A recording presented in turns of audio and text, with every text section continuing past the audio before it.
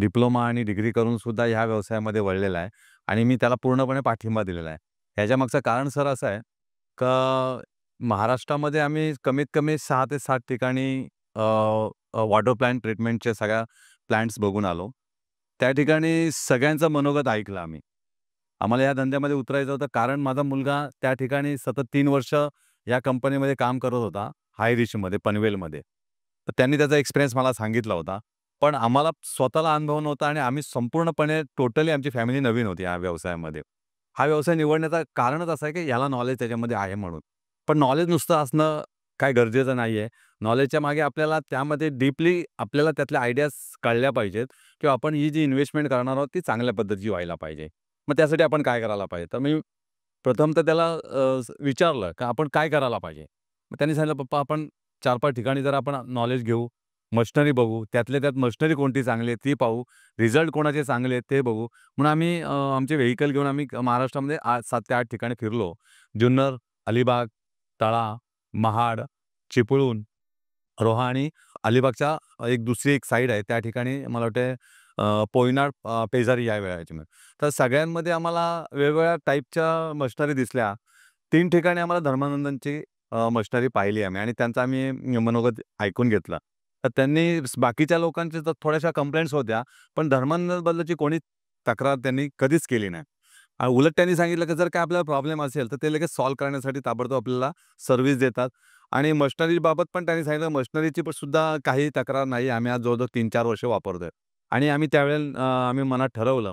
आम्हाला ह्याहीपेक्षा थोडेसे रेट कमीमध्ये पण मिळणाऱ्या मशिनरी होत्या. पण आम्ही त्या नाकारल्या आणि आम्ही धर्मानंदन चॉईस केली आणि आपल्याकडे 1-2 महिन्यापूर्वी आम्ही येऊन ते सिलेक्शन सुद्धा केलं. आता आमचा व्यवसाय चालू होण्यासाठी थोडासा अवधी शिल्लक आहे. तो जो तुमच्याकडून आम्हाला पूर्तता मिळाली तर ती खूप बरं होईल. आत्ता आपली जस्ट 60 बी-पी-एमची आहे मशीन. आमची सुरुवात आहे. आम्ही 30 बी-पी-एमची चॉईस केली, पण तुमच्या म्हणण्यातून आणि कॉस्टच्या बाबतीमध्ये जर आम्ही कंपॅरिझन केलं, तर तो विशेष फरक नसल्यामुळे आम्ही 60 बी-पी-एमची मशीन चॉईस केलेली आहे. त्याचं प्रोडक्शन आणि उत्पादन हे मार्केटमध्ये ज्यावेळेला जास्तीत जास्त सेल होईल आणि अदरवाईज आम्हाला असं वाटतंय पुढल्या वर्षी आम्हाला ती मशिनरी वाढवायला लागेल असा आम्हाला स्वतःला आत्मविश्वास आहे. पण एवढा आत्मविश्वास आपला स्वतःचा असून चालणार नाही. मार्केट आपल्याला किती साथ देते त्याच्यावरती सगळ्या गोष्टी अवलंबून आहेत. म्हणून आम्ही ही आत्ताची 60 बी-पी-एमची मशिनरी चॉईस केलेली आहे. नेक्स्ट इयर आमचा उद्दिष्ट आहे का वाढवण्याचा. ते आम्ही नेक्स्ट इयर आम्ही तुम्हाला सांगू शकतो. आत्तापर्यंत सर जर एकंदरीत आम्ही तुमचं सगळे या ठिकाणचं अ, या ठिकाणचं आता म्हणजे वातावरण म्हणूया किंवा तुमचं जे आमच्याबद्दलची वागण्याची पद्धत असेल ती म्हणूया किंवा तुम्ही दिलेली आम्हाला ट्रीटमेंट असेल अशी म्हणूया. तर आत्तापर्यंतचे जे आम्हाला तुम्ही कोऑपरेशन केलं ते खूप चांगल्या पद्धतीचं आहे. जे मार्गदर्शन केले ते सुद्धा खूप चांगल्या पद्धतीचं आहे. कमी खर्चामध्ये प्रोडक्शन कसं जास्त काढता येईल, कसं आपल्याला त्यातून प्रॉफिट मिळवता येईल, हे सुद्धा आम्हाला तुम्ही वेळोवेळी सांगितलेलं आहे.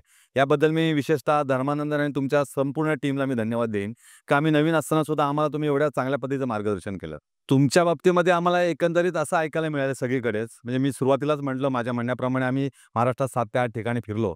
तर तुमच्याबद्दलचा तो रिझल्ट आहे म्हणजे लोकांनी जो रिप्लाय दिलेला आहे, तो खूप चांगल्या पद्धतीचा आहे आणि 100% चांगला आहे असं मला तरी वाटतंय म्हणून आम्ही तुमच्याकडे मशिनरीसाठी खास आलेलो आहे. आम्ही जुन्नरमध्ये सर गेलो होतो. जुन्नरमध्ये आपली मशिनरी तिथे नाही प्रोडक्शन चालू होतं आणि त्या मालकाचा आम्ही त्यांच्याकडून रिप्लाय घेतला. तर त्यांनी खूप चांगल्या पद्धतीने सांगितलं.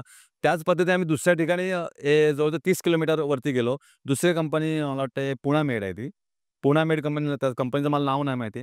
पण त्यांना बिलकुल घेऊ नका. महाराष्ट्रातली जरी असेल ती आपल्या, पण तिचं आउटपुट चांगलं नाहीये आणि वर्षभरात ती खूप त्रास देते म्हणून आम्ही ते नाकारून टाकलं. जवळची असून सुद्धा.